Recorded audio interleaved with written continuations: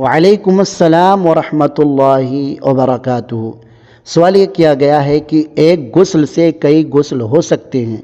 جی ہاں، مثلاً ایک شخص غسل جنابت کی نیت کے ساتھ غسل جمعہ یا غسل عید کی نیت کر لے تو ایک غسل کافی ہو جائے گا۔ ایسے ہی غسل حیض یا غسل نفاس کی نیت کے ساتھ غسل جمعہ یا غسل عید کی نیت کر لے تو ایک غسل کافی ہو جائے گا۔ انما الاعمال بالنیات، اعمال کا دار و مدار نیتوں پر ہے۔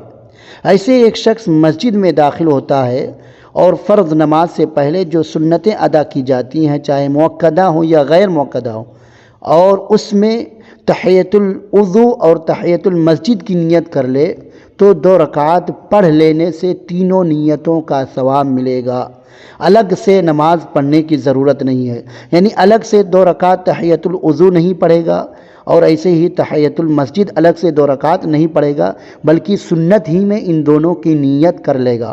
بعض لوگ یہ غلطی کرتے ہیں کہ جب مسجد میں آتے ہیں اور جو نماز کی سنت ان کو ادا کرنی ہے تو سب سے پہلے وہ تحیۃ المسجد 2 رکعات ادا کرتے ہیں، پھر جو نماز کی سنت ہے وہ ادا کرتے ہیں۔ یہ صحیح نہیں ہے، بلکہ سنت ہی میں تحیۃ المسجد اور تحیۃ الوضو کی نیت کر سکتا ہے اور تینوں کا ثواب ملے گا۔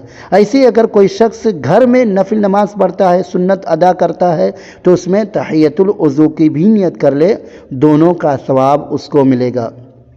اور یہ بات یاد رہے کہ تحیۃ المسجد اور تحیۃ الوضو کی نیت عام نفل نماز یا مخصوص نفل نماز کے ساتھ کر سکتے ہیں، لیکن مخصوص نماز کو مخصوص نماز میں ملا نہیں سکتے ہیں۔ جیسے ظہر کی سنت ہے، اب اگر کوئی شخص مغرب کے بعد جو سنت ادا کی جاتی ہے اس میں ملائے اور 2 رکعات پڑھے تو ادا نہیں ہوگا۔ ایسے ہی 2 رکعات فجر کی جو سنت ہے اور اشراق کی جو سنت ہے، دونوں کو ایک ساتھ ملا کر کے پڑھے، یعنی 2 ہی رکعات پڑھے تو ادا نہیں ہوگا، بلکہ الگ الگ اس کو نماز پڑھنا پڑے گا۔